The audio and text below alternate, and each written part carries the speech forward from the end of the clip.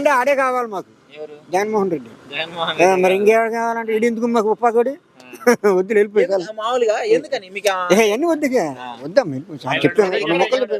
నాకు తెలిసి అయితే మా సీఎం జగన్ గారు శ్రీ జగన్మోహన్ రెడ్డి గారు వస్తేనే బాగుంటుందండి మాకైతే.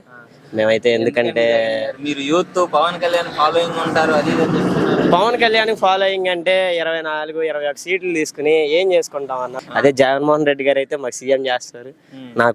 నేను స్కూల్ చదివాను, కాలేజ్ చదివాను, అమ్మఒడి పడింది, మా తమ్ముడికి విద్యా దీవెన పడింది, నాకు విద్యా దీవెన పడింది, అంతా బాగా జరిగింది. మా నాన్నగారు చనిపోతే బీమా వచ్చింది, రైతు భరోసా వస్తుంది, నాకు అన్ని సదుపాయాలు అందాయి అన్న జగన్ గారు వచ్చాక. ఏంటన్నా అంత అభిమానం నీకు ఇంత చిన్న వయసులో? మా నాన్నగారు చిన్నప్పటి నుంచి వైసీపీ అభిమానే, నేను ఆయన మళ్ళీ ఉన్నాను. మా నాన్నగారు కొడాల నాని దగ్గర గారు చేశారు, ఆయన తెలుసు. మామూలుగా మేము ఆయన అభిమానం తెలిపోతాం. అభిమానం పక్కన పెట్టేసి ప్రజలకి ఏం చేశాడు అనేసి మామూలుగా మాట్లాడుకున్నాం. నేను చెప్తున్నా అన్న, నాకైతే అన్ని సదుపాయాలు అయింది. అంతకుముందు సదుపాయంలో నేను లేను. చంద్రబాబు గారి పాలనలో ఉన్నప్పుడు నాకు అమ్మఒడి లేదు, అప్పుడు ఆ పథకం లేదు కదా, ఇప్పుడు వచ్చింది.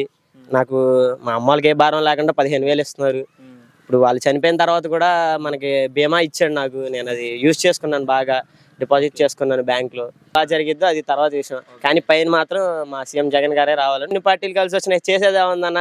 ఎప్పుడు ఏదో అన్నారు చూడు డైలాగు, పందులు గుంపులుగా వస్తే సింహం సింగిల్గా వచ్చిందని, మా జగన్ గారు అలాగే వస్తారు. ఎందుకనంటే మాకు మరి ఏం ఉపకారం చేశాడు? నీళ్ళు లేవు ఇక్కడ, వేయించుకున్నాడు. మరి వేయించుకుని మాకు ఏం ఉపకారం చేశాడు? ఇంటింటికి పంపులు అన్నాడు, ఈది పంపులు అన్నాడు, ఏమీ రాల. ఎవరు జగన్ గారా? మరి ఏమొచ్చినాయి జగన్ అన్న?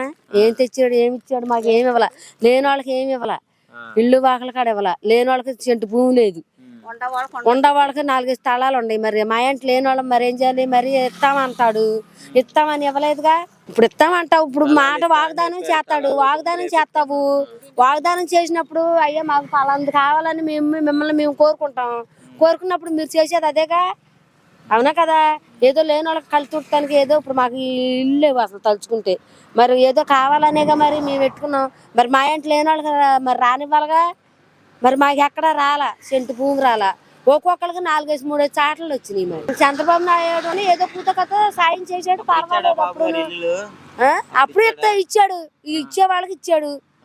అప్పుడు వచ్చినాడు. మరి నీకు వచ్చినాయి 4 తాళాలు, నాయి కాడ నువ్వు తీసుకుంటుంటే నాకెక్కడ వస్తాయి? అప్పుడు కూడా ఇంతే తీసుకున్నారు, అట్టగే తీసుకుంటారు. మాకు తాళాలు ఎక్కడ రాలేదయ్యా, అది ఒకటే ప్రాబ్లం. మాకు నీళ్ళు కావాలి, మా ఊరికి నీళ్ళు కావాలి, నీళ్ళు ఒకటి గెలిపించుకుంటానంటలా. ఎవరొస్తే మాకు ఎట్టేది ఏమి లేదు. ఎవరొస్తే ఎవరో ఒకరు వస్తారో, ఆయనే వస్తాడో లేకపోతే ఇంకొకరు వస్తాడో, ఇంకొకరు వస్తారో. ఎవరు వస్తారో ఇది నోట్లో మాట కదా, చెప్పలేం కదా ఏదైనా. ఇంతకుముందు ఇస్తానని ఇప్పుడు ఏమనుకుంటున్నారు మరి మీరు?